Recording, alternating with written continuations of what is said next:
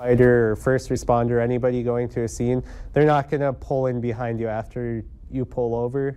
They'll most likely just be going around you. You're driving at night in a dark, deserted area when you see those blue lights flashing behind you. A whistleblower recently told us that happened to her here in Fargo. But the lights turned out to be from someone's phone app. Valley News Team's Rose Itzkovitz finds out what to do when you're pulled over and how to tell when it's not legit. Pull to the right. Rhett Mavity bought these lights online back when he was in McKenzie County. The lights are very important, especially around there with the high volumes of traffic and all of the truck traffic. It's because he's a volunteer firefighter. They weren't required, but out there it's something that a lot of volunteers have and use just for the benefit of just being safe. But recently, a cop in Dunn County pulled him over for having them.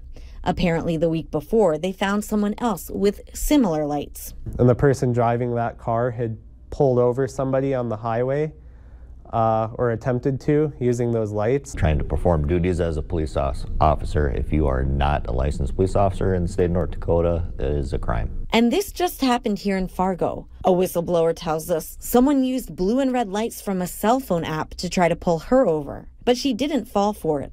To test it out, I had Rhett download a police lights app on his phone. You can barely see that. And maybe it was the daylight, or maybe it just wasn't a good app. But I couldn't see anything in my rearview mirror. Assistant Chief Boyer says you should be able to tell the difference between a phone app and the real thing. The vast majority of our squad cars are very well lit. It is not going to be just some small phone app with little lights going on the dash or something that obviously looks like it's being handheld. But even the unmarked cars still say police on the license plate. And if you're still suspicious, Boyer says you can call 911 and make sure a real cop is actually pulling you over.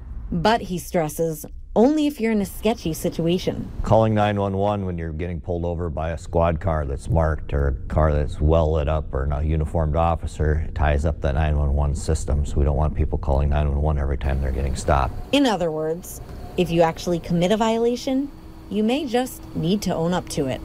In West Fargo, Rose Itzkovitz, Valley News Live. Assistant Chief Boyer says it's important to notify police immediately if someone is falsely trying to pull you over. They want to investigate anyone attempting to impersonate police.